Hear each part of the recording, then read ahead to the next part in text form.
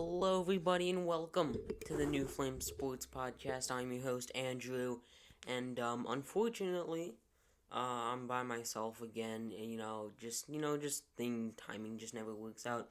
So anyway, with a break in the NFL news, there hasn't been any, like franchise tagging. There hasn't been any trades. There haven't been any free agency, like agreeing to a contract or anything like that. Really, also no rumors, other than the Russell Wilson trade rumors, which have really started to pick up recently. Now, I'm just going to give my brief thoughts on these. I don't see Russell Wilson getting traded. There's just no way. I feel like the Seahawks know like what's smart for them. I think that they are gonna like build their offensive line. Give him a good offensive line to protect him so he doesn't have to run for his life. So I just don't. I think these Russell Wilson trade rumors were blown way out of proportion here. I just don't see him being traded at all. Maybe next off season, maybe the off season after that. I said it a few weeks ago, back when they first started, but like, I just don't see it happening, and I would have to think that a lot of people would have to agree with me on this one. You can have all the hope you want as, like a Bears or a Raiders fan or anything like that, which have been the two major teams, but, in the trade rumors, but like, there's just no way. You can get your hopes up if you want, if you're a fan of one of those teams, but do not be too down when eventually it just doesn't happen, because I don't think it will.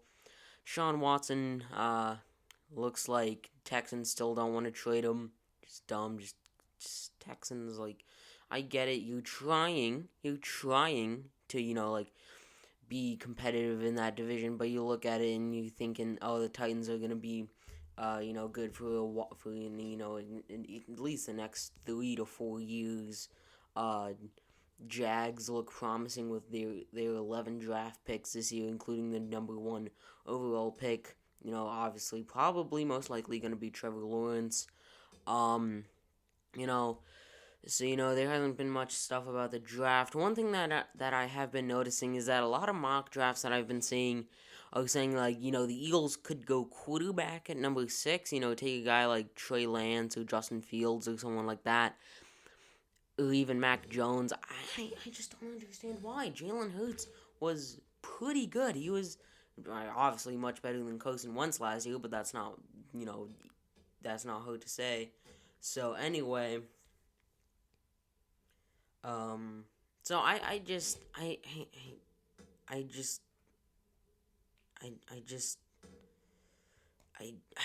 I mean, I don't understand it, why they were saying quarterback for the Eagles. Their number 1 need is obviously wide receiver and defense. So I just don't see them taking quarterback. I see them taking wide receiver. So I just don't. That just did not make any sense to me really at all. So those were the two things that I wanted to bring up. Like I said, nothing much about franchise tags, nothing much about signings, nothing much about trades. No, like big draft, things like that. Maybe someone had to do something, or anyone officially declared. Even though I'm pretty sure, actually no, they can't, because the date for the deadline has already passed. So anyway, with that out of the way, there was not much NFL news. I figured this would be a perfect time to do the MLB special. So, much like with the NFL special, I will be giving my predictions for, what I think each team will do, the major awards, my, championship predictions and all that. Now, before we start, I'm just going to give you some basic knowledge on how the MLB is going to run this year. It's in a lot of ways, it's similar to how it worked last year, but at the same time, it's very much different. Opening day is on April 1st. Spring training, the game started today. I watched the Yankees and Blue Jays game. Unfortunately, the Yankees lost. But, spring training game outcomes aren't that important, they were just not they just not needed. You know, um, I think that I think just seeing how the players look, like and all that. The game outcome itself isn't that important. Um, so anyway, spring training is here, opening day on April 1st, and looks like there's going to be limited fans in the stadiums, which is big news because obviously last year there were no fans allowed, and that really took away from the experience. But one thing that I did notice with the spring training was like, I was watching on the Yes Network, so obviously Michael Kay, David Cohn, and Paul O'Neill. Or actually, one of them wasn't there. So one of them was like, you can always just point out that one guy who's the heckler. Oh, you're bad or whatever. So I did notice that. There were some other things that I noticed. Like a lot more opportunities for people to obviously one of the best things you can do as a fan at a baseball game, get a foul ball or anything like that. Lots more opportunities for everyone to do that. And it was just good to see fans in the stadiums, after missing a year with that.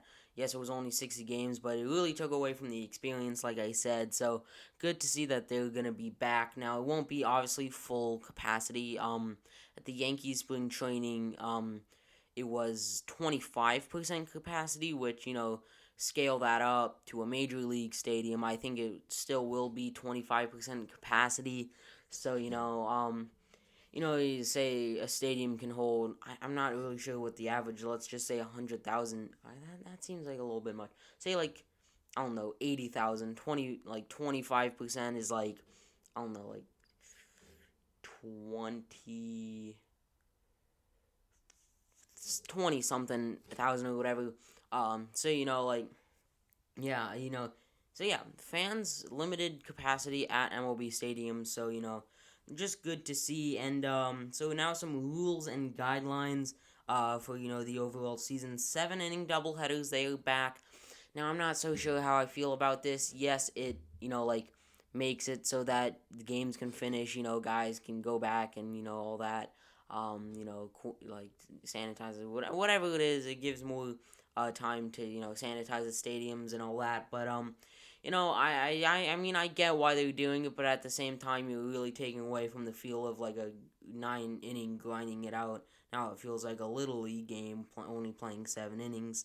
Um, for extra innings, from the 10th inning and on, or I guess 8th inning and on, for if there was a doubleheader, that in that game went into extra innings.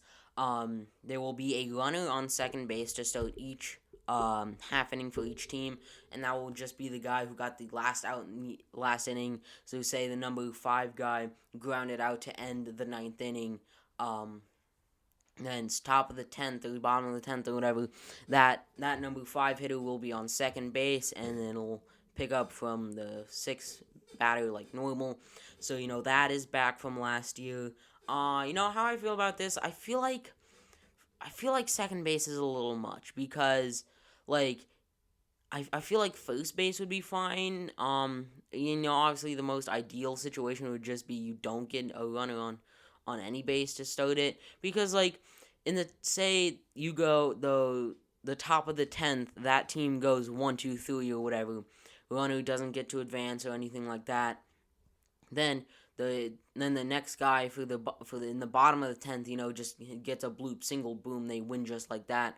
I don't really think that's necessarily like fair. Yes, that team also had an opportunity, at least take the lead, but like I just don't like that one. That rule. I was okay with it for last year, but this year now, now that things are somewhat back to normal and all that, I would have liked to see them either just get rid of that or make it so a runner starts on first base instead. Obviously, you can't do anything about it. It is what it is. So, let me know what you think about that one in the comments, because I feel like that one might be one of the ones that, people might disagree with me on that. No designated hitter in the National League. I could go on and on about days. Go on and on for days about how dumb that is. Obviously, we all know a month and a half ago, whatever it was, they the owners had the deal. It was expanded playoffs and universal DH, and players were like, no, we don't want the expanded playoffs, so you had to say no to both. Should have been just two separate proposals. That was whole ordeal. It was super dumb. So I don't think there's much debate on whether there should be, because obviously I think that it needs to happen. If it doesn't happen in 2022, owners, stop it. Just get out. Bad. I don't think a lot of people would disagree with me on that one. National League needs to have the DH, and I think we saw some NL teams sign some guys that were like, they're not great in the field. So we saw the Nationals sign Kyle Schwarber, Braves re-signed Marcell Ozuna. Yes, they mostly signed them for the bat, and below average fielding.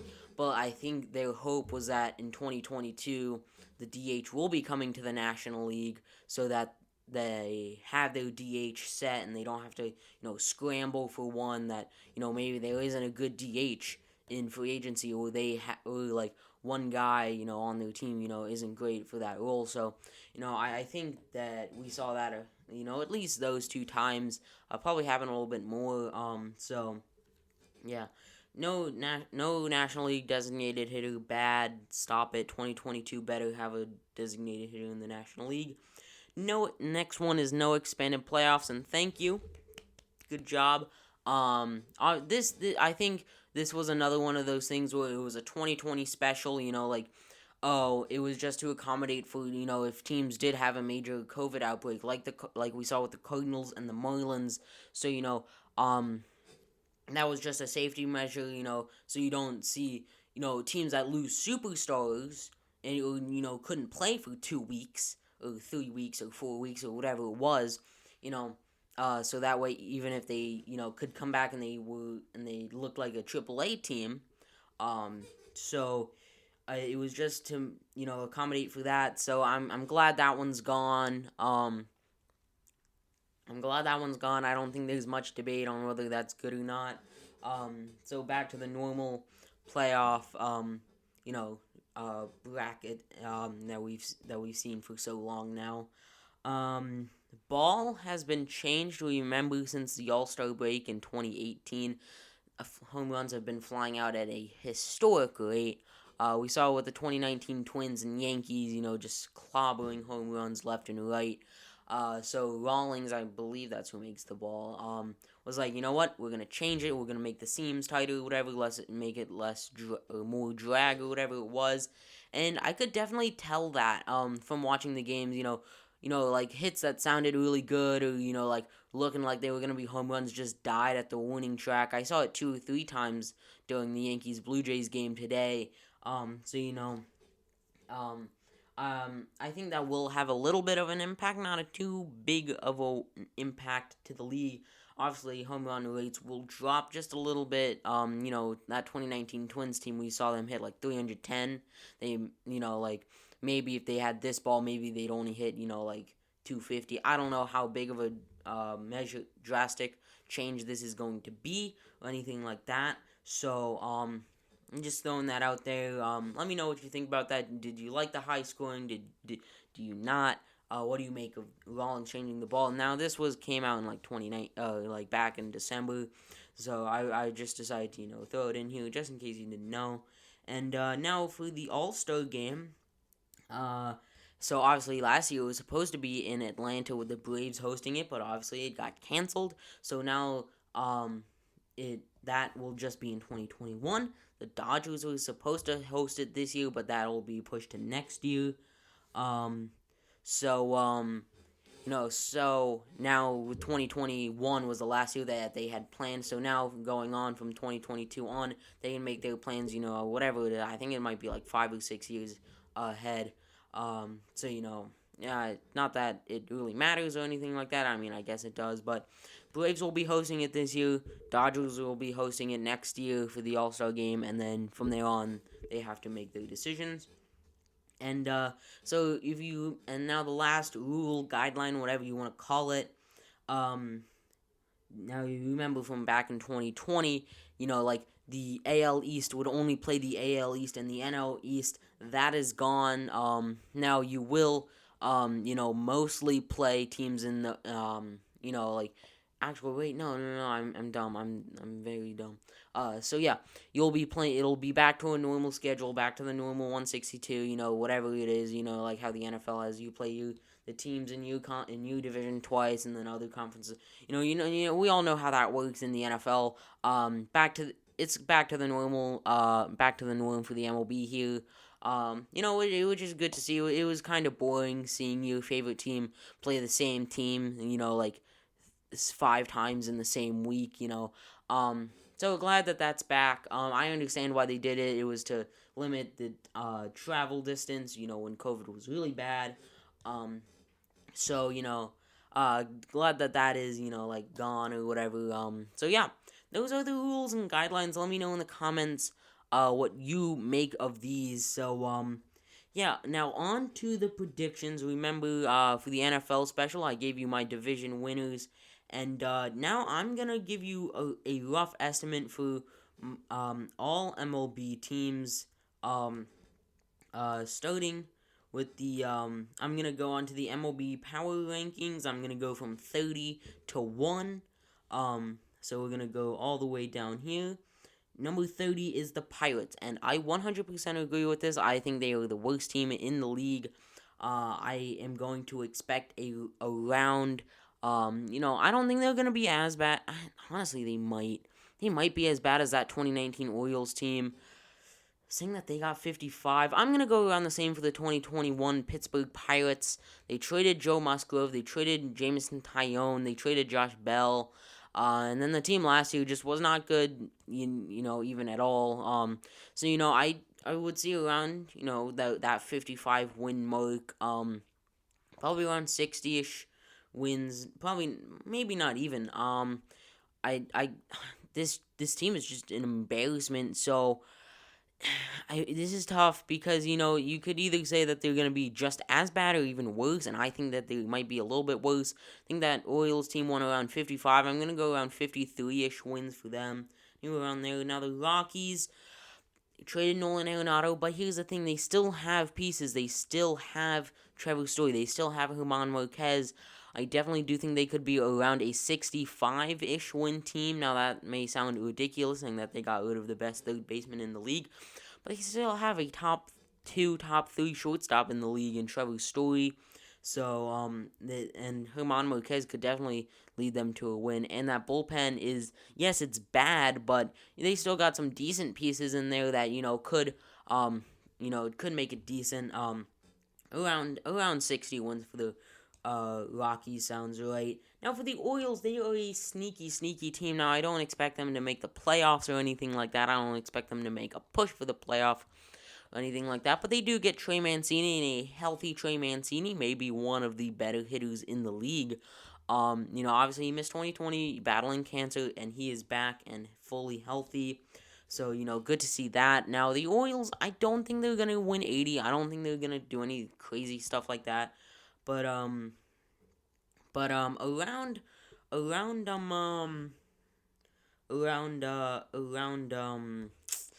trying to think, around 65 to 70 wins, is, what I would expect them for the Orioles, 5 to 70 wins. Now, for the Tigers, they could also be a little bit sneaky team. Yet again, I think they will be worse than the Orioles. I don't think they'll be as bad as the,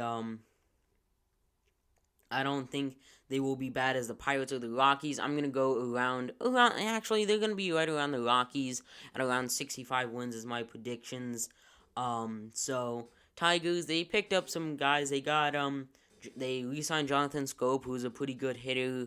That rotation with Screwball, Boyd, guys like that could be good for them.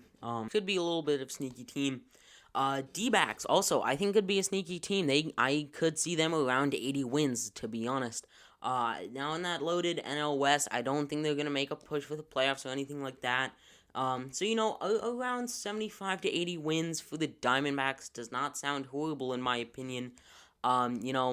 Madison Bumgarner, they're hoping that he can come back, from injury, from a rough 2020, and come back and be the ace that he can. Zach Gallen, um, Zach Gallen is pretty good. Their offense could be sneaky good with Christian Walker, who was a beast for my fantasy team in 2019. Same with Ketel Marte. They picked up some guys. They got Cole Calhoun last year. So, I definitely do think this D-backs could be a sneaky team. I don't really see them making the playoffs. Maybe give it another year or two for the Diamondbacks, and they'll be there. Mariners at number 24 on the power rankings. Sounds about right. I would put the D-backs ahead of them. I think they could be another one of those teams right around 70 wins. Especially if they call up their young studs in the farm system like Kelnick and other guys and Julio Rodriguez, I believe is his name. I definitely do believe they could get, squeak out a few wins here and there, but it was just how the team is designed now. They re-signed I guess they didn't re-sign. They got back James Paxton. Kyle Lewis is really good, as we saw last year. Right around 70 wins is my prediction for the Mariners. And now on to the Royals.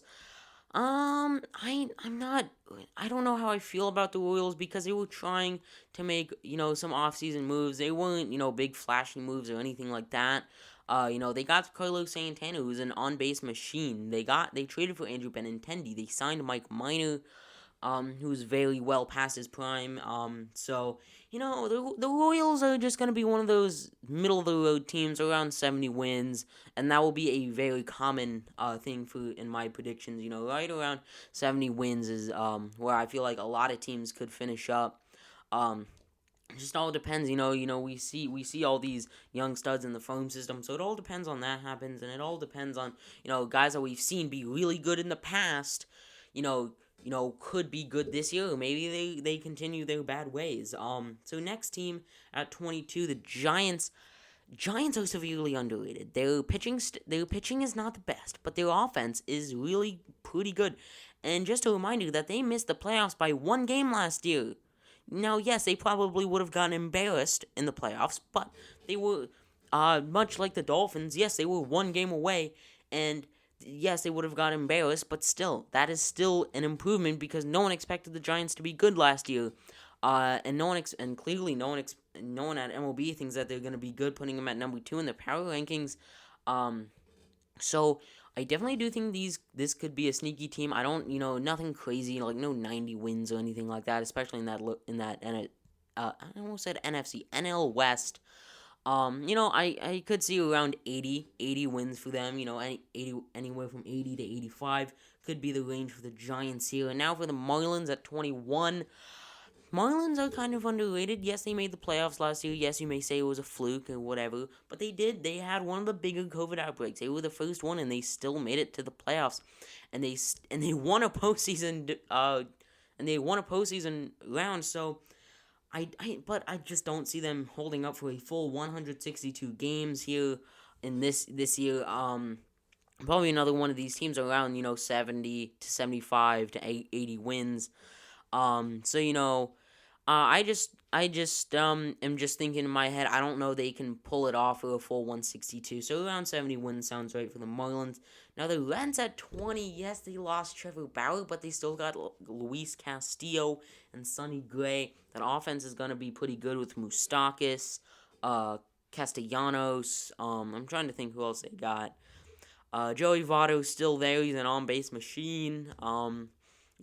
So OCD's Aquino, who's got all the power in the world. So the Reds could either be really good or really bad, in my opinion. If I had to guess, probably in a weak division, I could definitely see them, making a run for that division crown. Now, I still think the Cardinals will win that division with ease, but, for the Reds, around 80 wins sounds about right for them. So, 80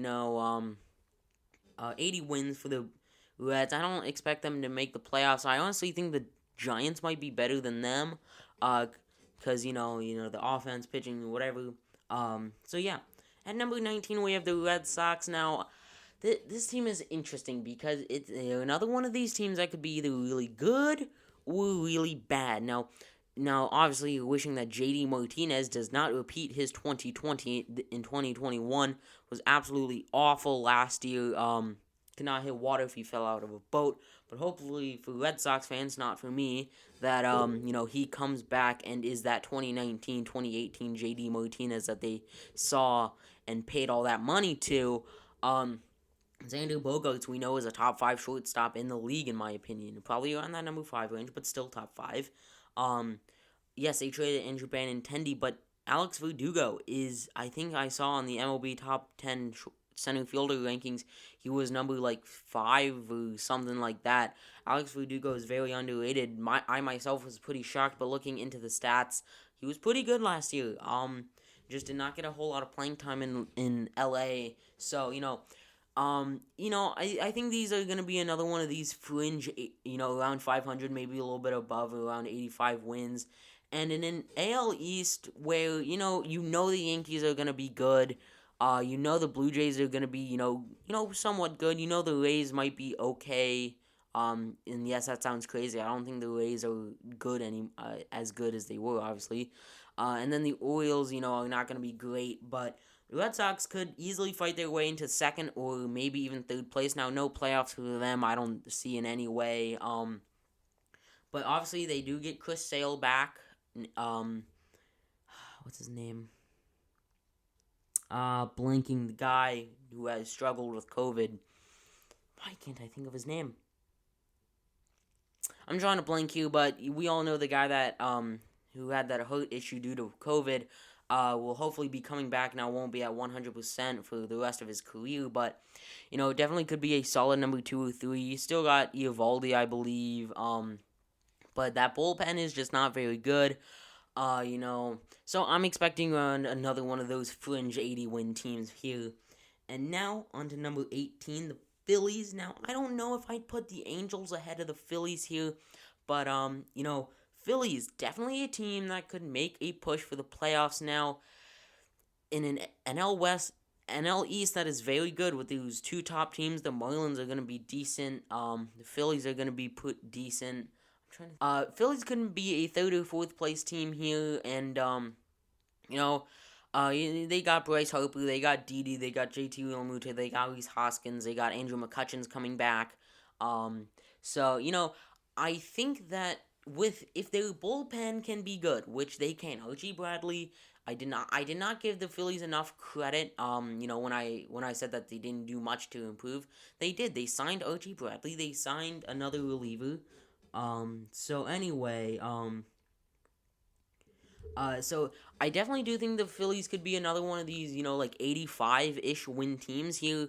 That may sound crazy, but I honestly do believe that if that bullpen can get their stuff together, I do believe they could win close to, if not 85 wins here. So yeah. 17, the Angels. Now, this all depends on, for the Angels, is that pitching going to be good? Because we know Dylan Bundy had a fantastic 2020, but we all know Dylan Bundy. He is not very good in years prior. So, now, the problem with them is that they did not do nearly enough in the offseason to get better. The AL West is probably one of the worst divisions in the league.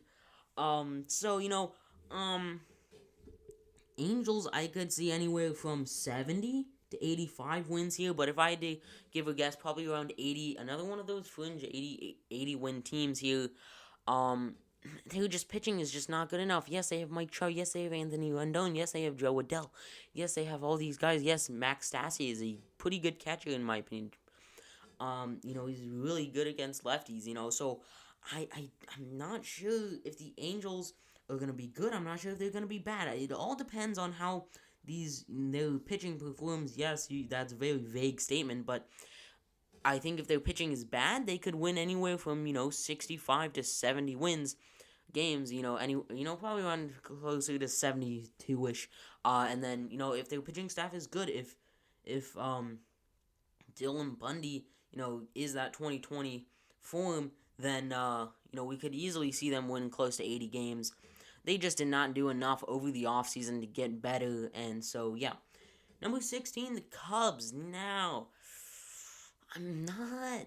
I'm not. I want to believe in the Cubs so bad, but at the same time, I don't know if I can. They got rid of Yu Darvish.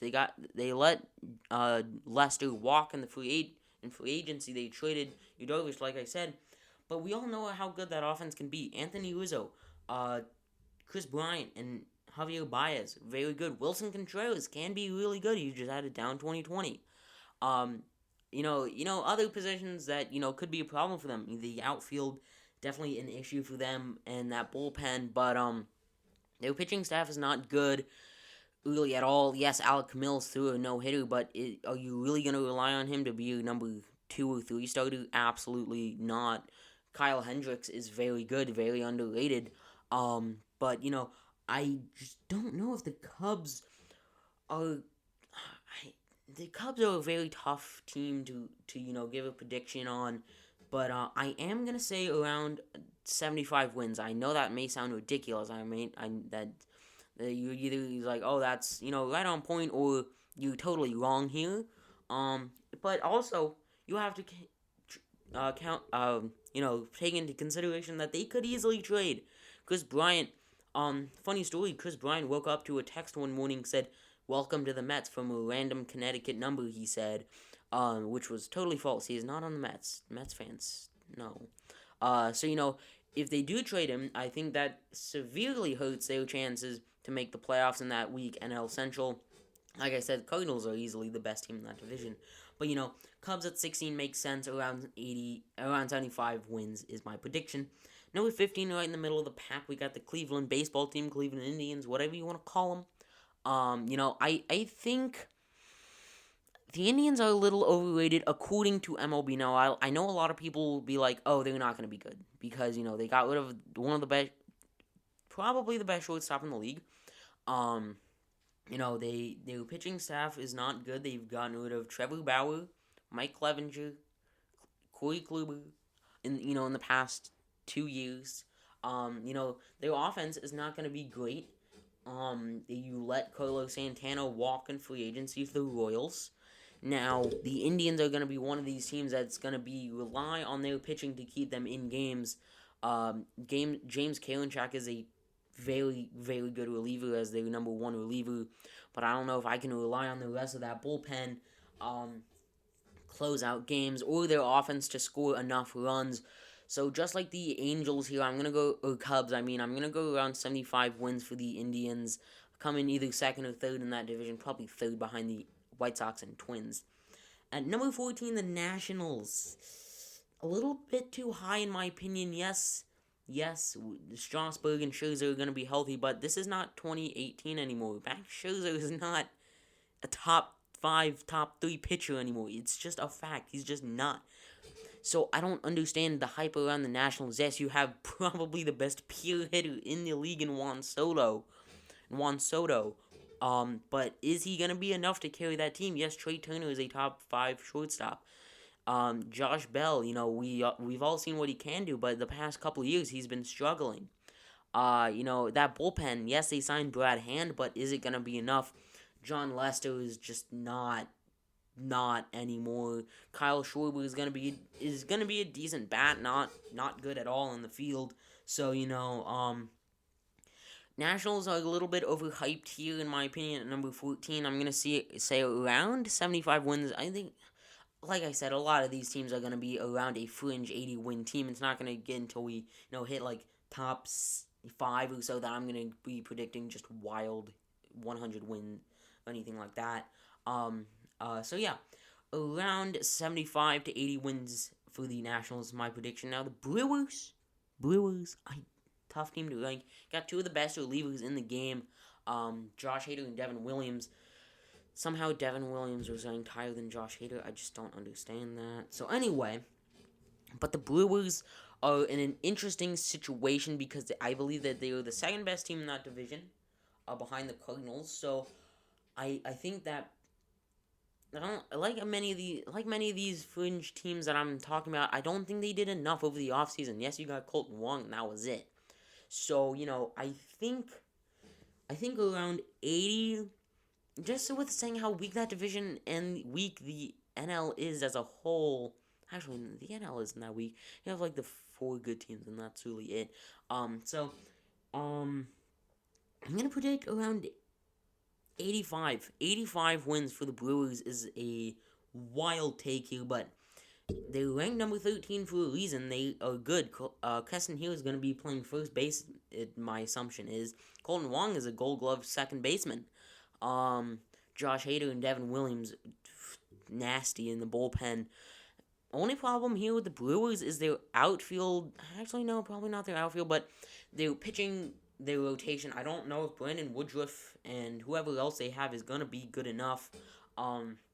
Obviously, this all depends on if Christian Yelich can be that 2019 Christian Yelich and 2018 Christian Yelich that we saw him winning and, coming close to MVPs, and not be that 2020 Christian Yelich that we all know was awful. So, it just all depends on that. So, if he's good, 85 wins sounds about right. If not, probably around, 80 wins, for them. A's at 12. I don't like this. I don't think. Yes, they are probably the worst division in the league. You can make debate for NL Central, but anyway, AL West is not a great place to be right now, and I don't know if I'd put them ahead. I don't know if I'd put the A's ahead of teams like the Brewers or even like the Phillies or the Red Sox. I don't think the A's are gonna be that good. They lost Marcus Semien. Yes, they're getting Matt Chapman back, and they're retaining most of that team, but you can't look past the fact that they lost the best closer in the league in Liam Hendricks. Yes, I just said Liam Hendricks is better than Josh Hader. Deal with it. I said it. So anyway, the fact that they did that, that they lost him, they lost Semien, but yes, you do look at the fact that, yes, they added pieces to that bullpen. I don't know if it's going to be enough. I'm going to go around another one of these fringe 80-win teams for the A's here, but also could very easily be around 70. Sergio Romo is just not anymore. That's got to be a new phrasing. He's just not anymore. So anyway, on to the continuing on. I just don't know about this A's team. Yet again, they could very easily win this weak division. So surprise me, A's. I dare you.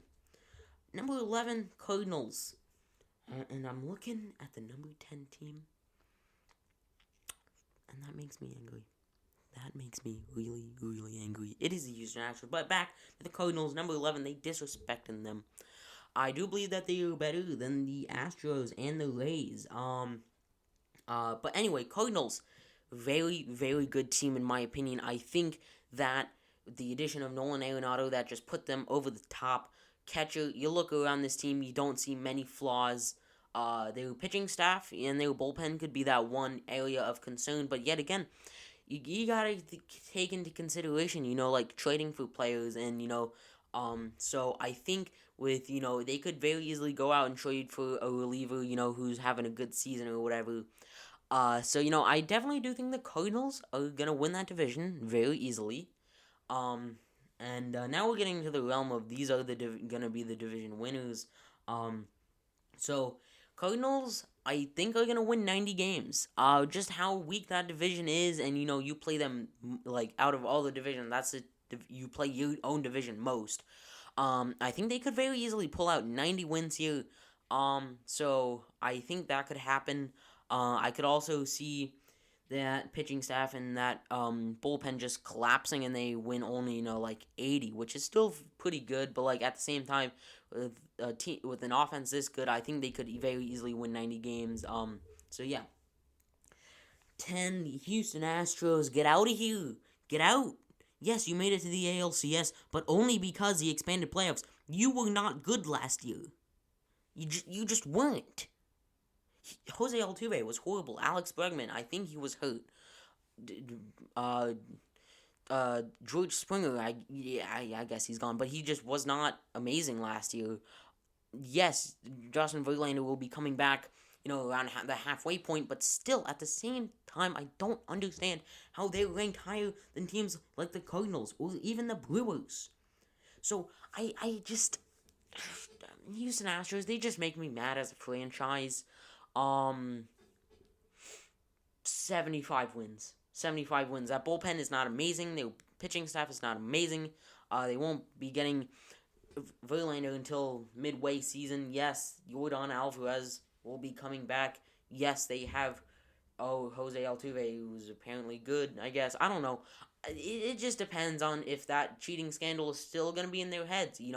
Also, with fans, it is, there will be salty Yankees fans and salty Dodgers fans who will show up to Astros games.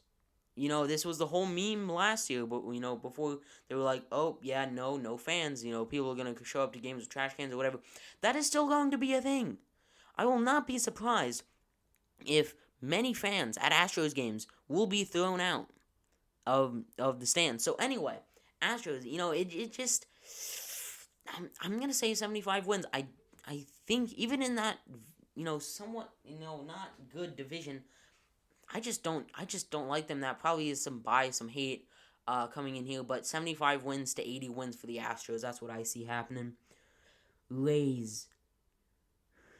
This is a tough team because they lost Charlie Morton. They lost Blake Snell. Their two best players. Randy Arozarena is going to be coming back. Willie Adames has not been all that since he's come up to the majors. So this is a tough team. I see them coming in third in the division. Yes, that division is pretty good, but at the same time, the Rays, they're probably going to find some crazy prospect that's just going to be amazing. I don't think Wander Franco, he could come up to the big leagues this year. Wander Franco, their number one prospect, but maybe not until next year. But 80 wins. 80 wins is what I'm going to say for the Rays here. I just don't see them repeating what they did last year. There were two better teams in that division. So yeah. Speaking of one of those better two teams in the division, Blue Jays at number 8. I don't know if I'd put them ahead of the Cardinals, to be honest. Blue Jays, I think they're one of the more overhyped teams coming into the 2021 season. Yes, they got Marcus Semien. Yes, they got George Springer, but at the same time, both of those players had down 2020s. So, I mean, yes, you could say that for most players, but I'm not sold completely on the Blue Jays. I think they have the talent to win close to 90 games. Or maybe not that wild, but 85 games. But at the same time, can that pitching staff hold up? Yes, Hyun-Jin Ryu is going to be solid. Yes, Nate Pearson, they're hoping can turn into a stud. But that bullpen, man, that bullpen is awful. There are not too many good things you can say about that bullpen. Blue Jays, I'm gonna say around 85, probably closer to 83-ish games. I do expect them to make the playoffs, but losing the first round, that just seems like a Blue Jays thing to do, in my opinion. Yeah. And I believe the Blue Jays are playing in Florida this year because Toronto is not allowing sports teams. So yeah, Blue Jays around 83 wins. That's going to be my prediction for them. Number 17, the Twins. They have been one of these teams that have been slept on. Just because we've seen the White Sox just go bonkers in free agency. So I think the Twins are going to be decent. Now I don't know if I just don't see them winning the division in any way. That pitching staff is not very good. Jose Barrios has not his numbers. You look at him, you're like, oh, he had a good 2019, but his second half of 2019 and 2020 were not good. I believe they have not re-signed Jake Odorizzi yet, which they need to. I think a team should definitely take a chance on him. So yes, that offense is going to be lethal. But I don't know if it's going to be enough to keep up with the White Sox, and I'm going to go around 85 wins for the Twins. I mean, definitely a solid team, just definitely not as good as the White Sox, who are up next. 90 wins. I said it. 90 wins. 90 plus. More than 90 wins for the White Sox this year. They are amazing. You look at that team, you do not see you don't see a single flaw in that team. You look catcher to third base to outfield to bullpen to starter. There's just no issue you see. I don't see a flaw with the White Sox. You could say, oh, maybe like they're like end of the rotation guys. Even then, they're not that bad. Lance Lynn is amazing. He was amazing for Texas last year, and pitching what was holding them back last year from reaching their full potential. And now that the fact that they added Lance Lynn and Liam Hendriks, the best closer in the league, there I said it again. Don't go crazy or anything like that. But the fact that they added those two guys make them championship contenders, and I'm gonna say 90 plus wins for them. I'm looking for big seasons from Luis Robert, Yoan Moncada, who's gonna be bouncing back a little bit. Tim Anderson, Jose Abreu, how could we forget? Now that outfield is a little iffy, but even then, Luis Robert is just an absolute stud out there. So, 90 plus wins for the White Sox. Now, number 5 team in these power rankings, we got the Mets, New York Mets. The hot topic in the offseason here. Obviously, getting that new owner with all the money. They got all these new guys. They got James McCann. They got Lindor. They got Carrasco. Cannot believe they fleeced him that hard. I think they got Kevin Pillow for some depth. 90 plus wins sounds good for the Mets. Obviously, that pitching staff is still going to be amazing. You got DeGrom. You got Stroman. You got all these guys. You got Joey Lucchesi from a trade from the Padres. Definitely could be solid. So, Mets 90 plus wins, just much like the White Sox there. And so yeah, Mets. I believe they're gonna be a little bit overhyped. I believe it. I've seen some things where everyone's saying, oh, they're gonna have like 100 wins. No. They're gonna have like 93. That's what I'm predicting for the Mets. For the top 5, why don't I do this? I give an exact prediction for what I think. Mets, 95 wins. I don't feel like doing the math. 93 wins for the Mets. Number 14, we got the Atlanta Braves. This sounds about right. Braves, I think, are better than the Mets. I think adding Charlie Morton was a big deal for them. You got that absolutely stacked offense with Freddie Freeman, Ronald Acuna Jr., Ozzie Albies, Travis d'Arnaud. Yes, Adam Duvall did leave, but at the same time, you still got Marcell Ozuna. You got Christian Pache, who's going to have an expanded role this season. I definitely do believe the Braves will be better than the Mets. I believe that they will be better than the White Sox or the Blue Jays or anyone like that. I'm going to go, I said 93 for the Mets. I'm going to go 96 for the Braves. 96 wins sounds about right. I believe that would be 96 and 66. 96 and 66 sounds about right for the Braves here. Yankees. New York Yankees. Now, they added a lot of pieces, especially on that pitching. You got Corey Kluber, you got Jameson Taillon, you got Darren O'Day, you got Justin Wilson. That offense did not change much. I don't think it changed at all. Really, yeah, you signed some depth pieces like Robinson Chirinos and guys like that. You signed Brett Gardner, but that offense is pretty much the exact same. And pitching was the downfall for us last year. I said 96 for the Braves. I'm going to go around there. I'm going to say 90. I'm going to say 100 on the dot for the Yankees. And honestly, I'm going to bump up the Braves and the Mets each by 2. So I'm going to say 95 for the Mets and 97, right? No, 98 for the Braves. And then 100 on the dot for the Yankees. Padres. Not as good as the Dodgers, but the number 2 team is still very respectable. Now, the Padres, what to do with you? Stacked at almost every position. Only thing that they're really lacking is going to be outfield, and that holds them back a little bit. So I see them winning 100 games easy. I'm gonna go bonkers on this one. I'm gonna say 108. No. 106. 106 for the Padres. 106 and 56. Quick maths here. And now for the number one team, undisputed, no, just not, absolutely no debate on who the best team is in the MLB.